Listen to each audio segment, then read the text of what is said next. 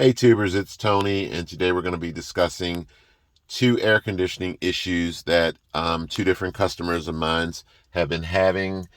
And hopefully, if you're having the same issue, what I'm going to show you today can help you resolve your problem, save yourself lots of time, and surely lots of money.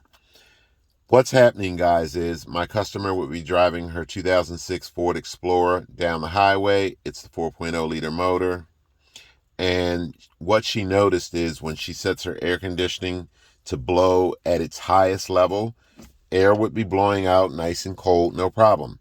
The air never gets hot, it's always cold. But what would happen is when she applied her brakes, she noticed that the air conditioning system wouldn't be blowing at the highest level. It would sort of trickle down, blowing less and less and less, and then sort of shut itself off anywhere from 5 to 10 seconds.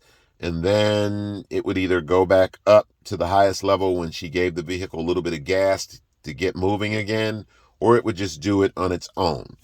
So I drove the vehicle today and tested it, and it did the same thing for me. So I did a little bit of research on this, guys, and I found out what her problem is. So again, hopefully, if you're having the same problem, what I'm going to show you today will help save you time and surely lots of money. Most people will think that it's the blow motor that's underneath the glove box, guys. There's your blow motor, okay? As long as your air conditioning system is blowing and you can stick a napkin in front of the vents and it's blowing and your air is cold, then you don't have a problem with your blow motor. A lot of times other mechanics will assume that it's an orifice tube that's gone bad. I'll show you where that is a little bit later as well. I want you guys to keep in mind that when orifice tubes go bad, they can clog up the system, and what that will basically do is keep the air conditioning system from getting really cold. That's not her problem today. Her air is really cold. It's just shutting off and then going back to high and then blowing at the lowest level. Keep in mind also that if you ever need to replace an orifice tube, whatever color orifice tube you pull out of the air conditioning system, let's say for the Ford Explorer, it's going to be red. You must put a red orifice tube back in. Certain manufacturers have different color orifice tubes for their vehicles. So if, for example, Honda uses a yellow orifice tube, you cannot use it in the Ford Explorer. You must use a red orifice tube. And how does the orifice tube get clogged, guys? Metal shavings from the air conditioning or AC compressor occasionally can break off in the line and it will clog the orifice tube. So again, I'll show you where that is a little bit later. So I'm going to go out to the engine compartment, guys, and show you what I discovered, and at least you'll have an idea of what to look for.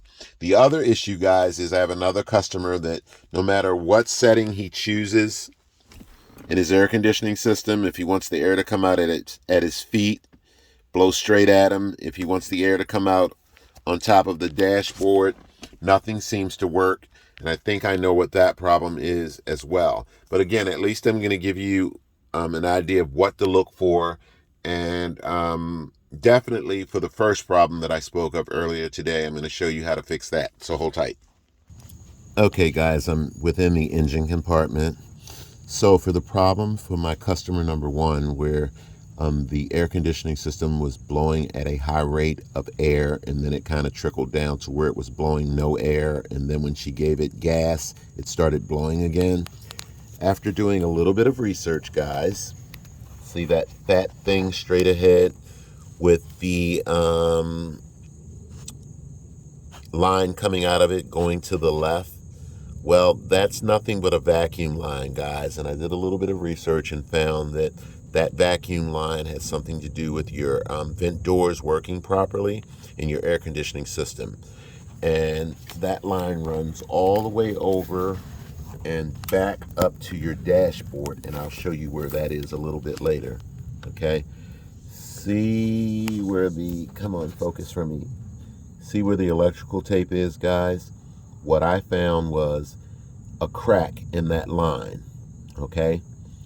And what I did was when it broke off, let me show you how it broke off. Underneath the electrical tape There's that little rubber piece. So I'm going to show you what that rubber piece looks like, so hold tight. This is what that rubber piece looks like, guys. So what happened was, see where the gray goes into the black? It broke off. The gray piece broke off inside the rubber hose. So what I did was I just took a pair of needle nose pliers and I went in there and I got the gray piece out of the black part. I got this extra piece from the junkyard, guys. I just went to the junkyard, but I really don't need it. So what I found was this gray line runs all the way up behind your dashboard. This is your vehicle's computer. And if you'll look down there, you'll see that gray line. And there's another line that runs through a hole and it goes on the other side into the vehicle beneath the glove box. And I'll show you that in a moment. There was more than enough line left over for me to simply take the broken part out of here, plug the gray part back into the black part, guys. And then what I did was I put a little bit of electrical tape around it. There's more than enough room for the gray part to go back into the black part. And I just put electrical tape around it to make sure that it doesn't come back out. And the line looks good for the most part. And what happened after I did that, guys, is the air conditioning system blows high constantly. It doesn't cycle off and cycle on anymore.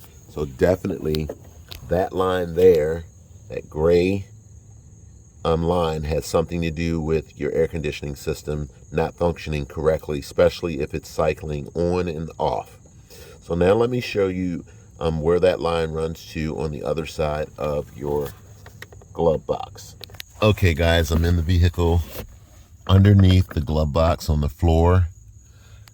And what you'll see is that's where that line enters into the vehicle. And you'll notice that it runs all the way over, guys, and then goes up. And it's definitely part of your air conditioning system. Okay, so if you had to replace that line, you'll probably have to go to the dealership, take your VIN number, and then kind of show them what you are looking for. Okay, it's a pretty long line. I do not know where else it goes up in there, but it runs somewhere else. Well, there you go. It runs right there, guys. So I don't know what that little box is, but it runs from that little box. Looks like it's connected, and then just routes right way back around and goes back through there. So if you found that you're having the same problem, if the line actually broke off and it's not long enough for you to plug back in the engine compartment, just go to the dealership with your VIN number and do a little bit of research. They could at least give you a part number, and then if they don't carry the part, go to Google or other sources and look for it. Okay, guys, problem number 2. For the other person that has a Ford Explorer and he was having a problem where the vent doors, no matter where he asked the air conditioning system or air to flow from, whether it was at his feet, on the dashboard, straight ahead, nothing was working correctly. So what we did, guys, was I came out. This line here is the other line that runs through that little hole beneath your glove box. And this line also runs into your EGR valve, guys. So if this line breaks for some reason and you throw a EGR engine code, you want to check to see if this line isn't broke first before you replace the EGR valve, because if this line is broke, it could possibly throw an EGR valve code. And that line runs all the way over. This is your intake, by the way. And it runs under your intake, and you're going to notice a red line because that's what it is. Then it comes all the way around and hooks up into here, guys. Okay, so for that customer that was having that problem, I took the intake off. You don't need to fully take it all the way off, guys. Just loosen the bolts, okay? Don't take them out. You just want to loosen the bolts enough to where you can raise the intake up slightly. And then what I did was I looked up under here, and the wire, it's some sort of plastic, guys, okay? It's like a vacuum line made of plastic, and it was all busted up and broken and cracked up, okay? So we needed to replace that. And if you find that you need to replace this item, here's your part number with Ford. Okay, I'll leave that there for a few minutes so that you can see it. And again, guys, remember, you do not need to fully take off the intake to replace this. If you needed to, just remove the intake bolts. Don't take them out, but take them out where this is really loose, but don't remove them. Raise this up a little bit, and then you just have to route this line up under there and back over to where it connects in.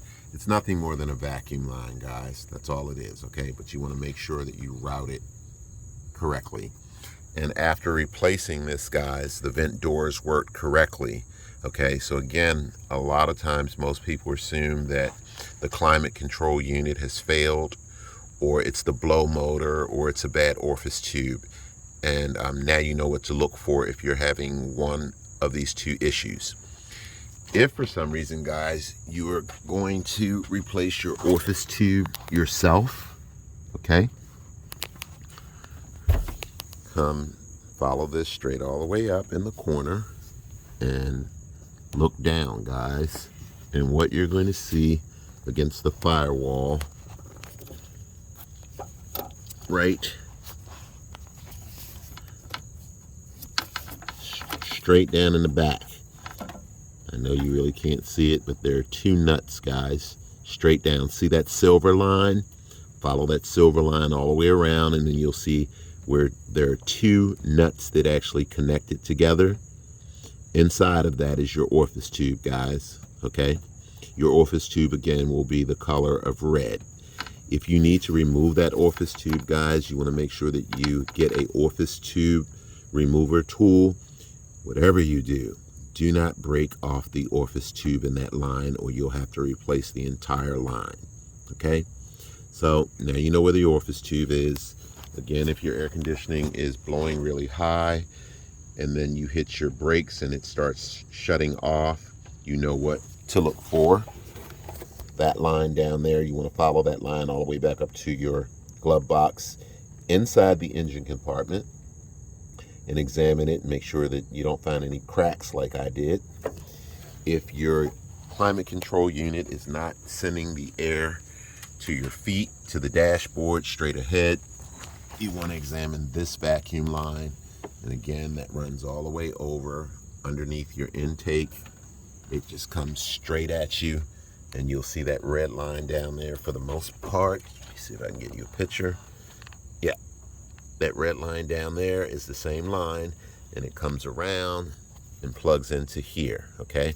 So now you know what to look for, guys. So I hope the video has been helpful to you guys. Thanks for watching, and catch you next time.